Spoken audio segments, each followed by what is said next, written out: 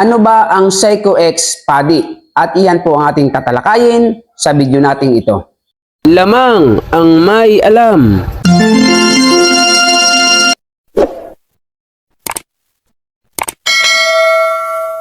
Magandang panahon po sa inyo mga kaibigan ko dito po sa ating channel, More Than Treasures. Kumusta po kayong lahat? Nawa po ay nasa mabuti kayong kalagayan at laging ligtas sa anumang sakit at karamdaman.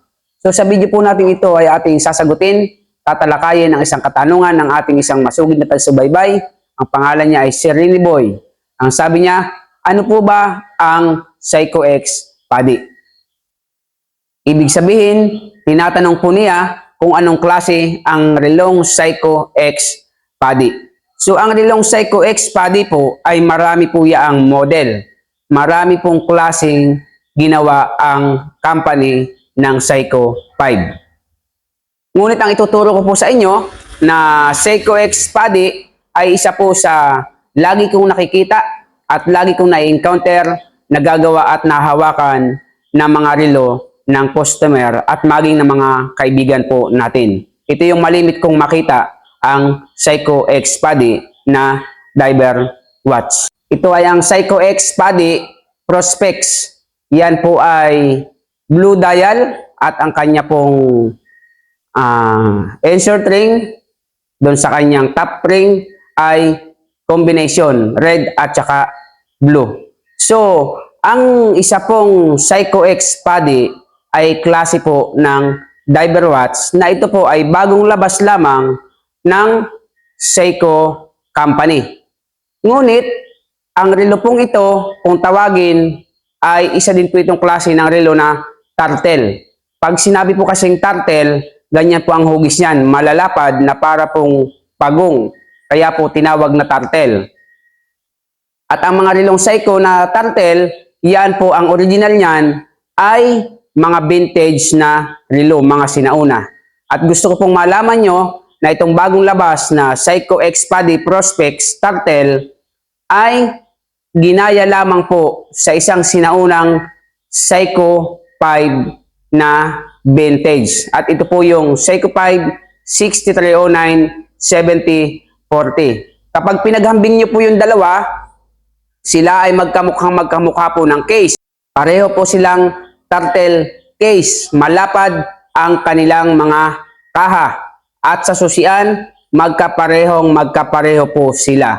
Ngunit uulitin ko po sa inyo, itong Seiko X PADI Prospex ay bago pong model o modelo ng Seiko Company na ang kanya pong pinagkopyahan ay ang vintage Seiko Diver 6309 7040. Ngunit ito po ay may pagkakaiba ng makina. Ang makina po nitong Seiko X PADI Prospex ay 4R36. Ito naman pong 6309 7040 na original na turtle vintage watch ay 6309 7040. Ano po ba ang advantage at disadvantage ng bagong modelo at ng sinaunang Seiko 5 7040? Gayong pareha po silang turtle. Ulitin ko po sa inyo itong 6309 7040 ay vintage divers. Yan po ang original. At naglabas po ng bago ang Seiko Company ng Seiko X PADI Prospex na ang kanyang pinagkopyahan ay ang vintage na 6309 7040. May disadvantage at advantage po ang kanilang makina. Una, mas matibay po ang makina ng 6309 7040 vintage watch na sinauna. Bakit? Kasi lagi po nating tatandaan, hindi po pwedeng humigit kaysa sa original yung kumopya lamang sa kanya. So ito pong 6309 7040 ay 1970s po itong relong ito. So sa tanda na po niya, matagal na pong wala yan, phase out. Ngunit habang tumatagal po ang panahon, ay lalo po yang nagmamahal. Kaya medyo mahal po ang halaga ng ganyang Seiko 5 7040 6309 kahit yan po ay luma at vintage sinauna na. Ngayon, ito po namang Seiko 5 X PADI ay pagbibilin mo po sa merkado is napakamahal din po niyan. Pero pagdating po sa makina, mas matibay po ang makina ng 6309 7040. Pangalawa na advantage po ng sinauna, ang 7040 po ay napakaraming pyesa na makakuha kahit po ito ay phase out na. Ito po kasing 4R36, ito pong Seiko X PADI, ang makina po niyan ay 4R36. Napakahirap po hanapin ang transmission po niyan at saka full lever. Kalimitan po kasi sa ganitong model ng Seiko X PADI ay limited edition or special edition. At wala na pong lumabas na bagong makina ng 4R36. Ito pong makina ng Seiko X PADI Prospex ay hindi na po gumawa ng mga bagong makina ang company ng Seiko na 4R36. Kaya kapag ang relo mo ay Seiko X PADI Prospex, kapag po nasira ang transmission at full lever niyan, mahihirapan ka na pong makakuha ng piyesa. Sapagkat yan nga po ay limited edition ang 4R36 na makina. Ano ang solusyon kapag nasira ang full lever at transmission ng Seiko X Prospex PADI? Una, ang makina po ng Seiko X Prospex PADI ay kahawig po naman ng makina ng diver watch na 7S26, 7S36. Sila po ay magkaparehas na magkaparehas. Ngunit meron lamang silang dalawang pyesa na pinagkaiba. Ito ay ang kanilang transmission at full lever. So kapag nasira po ang iyong Seiko 5X Prospect PADI, kapag nasira po ang makina niyan, kalimitan pong nasisira talaga dyan, sa aking karanasan po sa paggagawa ng relo, ay ang transmission at full lever.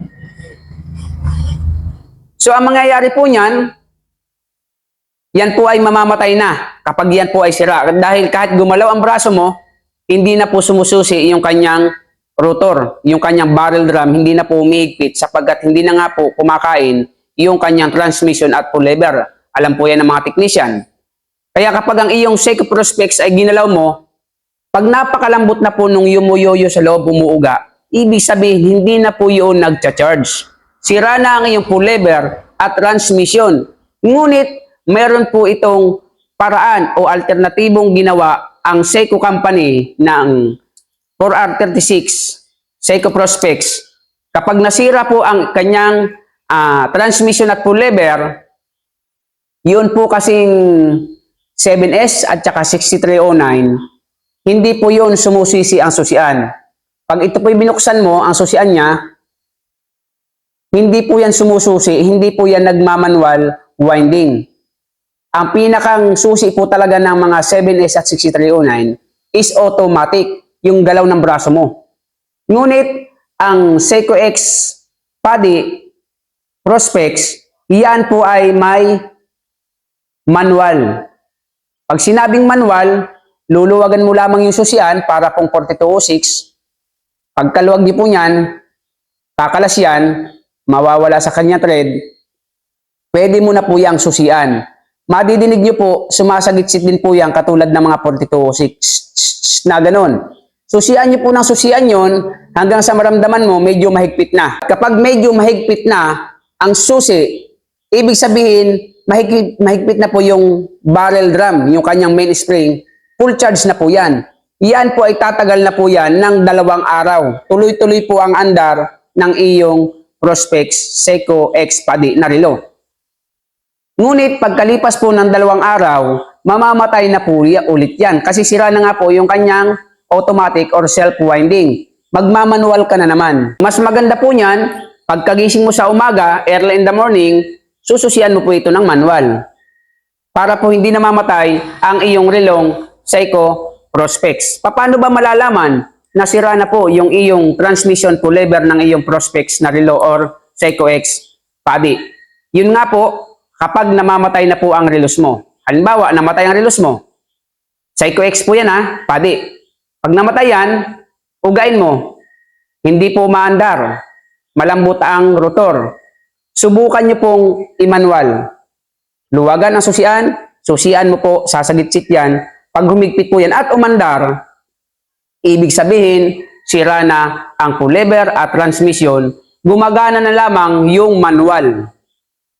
Okay? Pero yan po ay tuloy-tuloy ang andar, basta sinususian mo early in the morning. Ano po, tuloy-tuloy po ang andar niyan.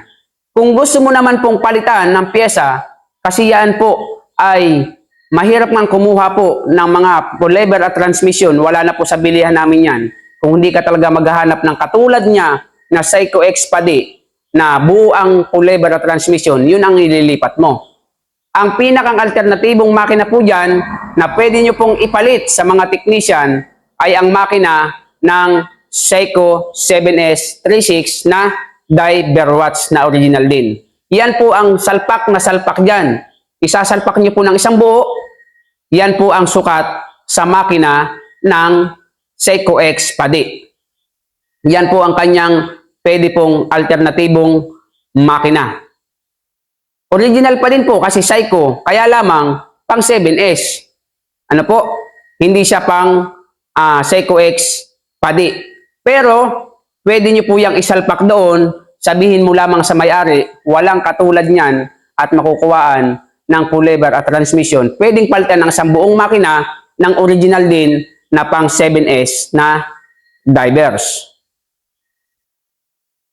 Kaya sa mga mahilig bumili ng diver watch, kung ako po ang inyong tatanungin, wag po kayong bibili ng Seiko X Padi. Bakit? Pag yan ay nasira, mahirap nga po hanapin ang transmission at pull lever niyan dahil kalimitan po niyan, limited edition, at ang makina po niyan is agad finish out ni Seiko 5. Pero napakamahal po niya na. Ngayon, kung talagang gusto mong bumili niyan, kapag nasira po ang automatic, di babalik ka po sa nakagamit na po ba kayo ng relong di susi? Yung mga unang panahon po, 1960s, yan, 70s, ang mga relo po noon, kalimitan, mga di susi. Meron po ako diyang Seiko di susi . Pag sinabing Seiko di susi o relong automatic o relong di susi, pag sinabing relong di susi, yan po yung mga relo na early in the morning, kailangan mong susian, manual. Yung pagising mo sa umaga, sususian mo. Kasi maghapon lamang po yung karga niyan eh. Pagkasusi mo, aandar yan maghapon. Pagdating sa umaga, lubat na yan. Susian mo ulit, aandar po ulit yan. Yan po yung mga manual, mga disusing relo. Kapag nasira yung transmission ng iyong relong Seiko X Padi, ganyan po ang gagawin mo lagi. Mag-self-winding ka po. Kapag tumigil ang relong Seiko X Padi mo, baka naman po hindi sira ang iyong transmission at pull lever. Baka naman hinuhubad-hubad mo. Or ang iyong trabaho ay hindi ka po masyadong nagkikikilos ang braso.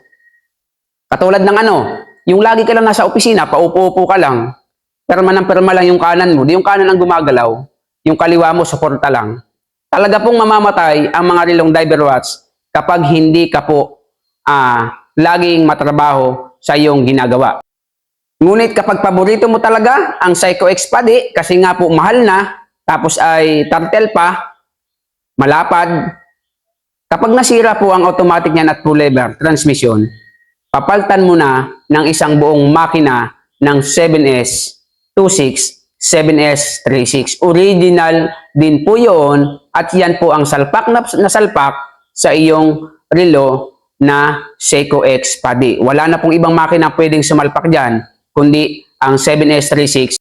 So nawa po sa nagtanong sa atin ng relong Seiko X Padi ay nasagot ko po ng malinaw ang inyong katanungan. At uulitin ko bago ako magtapos, ang Seiko X Padi ay kinopya lamang sa isang vintage watch na 6309 7040 turtle. Kaya yan po ay magkamukha.